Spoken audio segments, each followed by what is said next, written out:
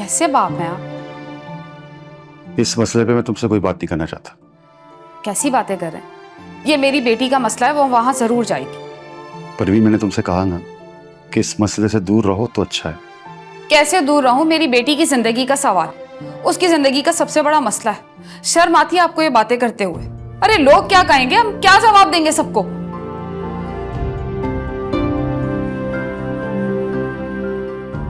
परवीन, ना वो घर आबाद हो सका जहां वो गई है, और ना ये घर आबाद हो सका जहां तुम। अरे मियाँ बीवी के बीच में 1000 बार झगड़ा होता है, नाराजगी चलती रहती है, ये नॉर्मल बात है। ये मर्द को अंदर से खोखला कर देते हैं, तबाह कर देते हैं, बर्बाद कर देते हैं। और कुछ ऐसी औरतें जो तुम्हारी तरह की, उनका कुछ भी नहीं जाता। चीख के चिल्ला के अपने अंदर का गुस्सा निकाल कर दूसरे को तो अंदर से तोड़ देती है, मगर खुद हशाश बशाश रहती है, सिर्फ इतना सा कह के कि कल झगड़ा हुआ था आज खत्म हो। और ऐसी ही एक नई मिसाल तुम्हारी बेटी भी कायम करना चाहती है, जो मैं होने नहीं दूंगा। मैं आपसे कह रही हूँ, मैं उसे खुद उस घर में छोड़ के आऊंगी। आप जानते हैं अकेली लड़की की इस माशरे में क्या हैसियत होती है, और तलाक के बाद क्या क्या जवाब देने पड़ते हैं माँ बाप को। लोग किस नजर से देखते हैं तलाक याफ्ता औरत को, अंदाजा है आपको? अरे बस करो, ये माशरे की बात है। अब अलहदा होना या एक साथ रहना इतनी कोई बड़ी बात नहीं है। रोज लड़ाई झगड़े करके यहाँ आ जाती है तो माशरा कुछ नहीं कहता। उससे तो बेहतर है ना कि दोनों एक साथ ना रहें। ठीक है,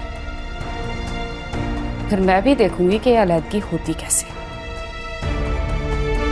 तुम सुबह से इतनी खामोश क्यों हो? किन सोचों में गुम हो? मेरी बेटी की अलहदगी की बातें चल रही, और आप एक माँ से पूछ रहे हैं कि वो किन सोचों में गुम। मैंने ये फैसला दोनों की रजामंदी से ही किया है।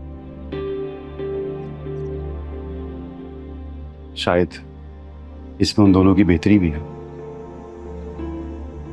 देखो परवीन, तालीम लड़की का जेवर होती है। तुमने उसकी पढ़ाई अधूरी छुड़वा के उसे शादी के चक्करों में डाल दिया, ना उसे सही तरह तरबियत दी और ना ही तालीम। काश माँ बाप बच्चियों की शादी करने से पहले उनकी तालीम और तरबियत पर तवज्जो दें तो मामलात इस नहज पे ना पहुंच पाए। खैर, उन्होंने जब अपनी तालीम मुकम्मल करेगी, अपनी तालीम पे तवज्जो देगी, राफे भी अपनी फ्यूचर के बारे में कुछ अच्छा सोच पाएगा, और यही इन दोनों के लिए बेहतर। लेकिन एक बात याद रखिएगा,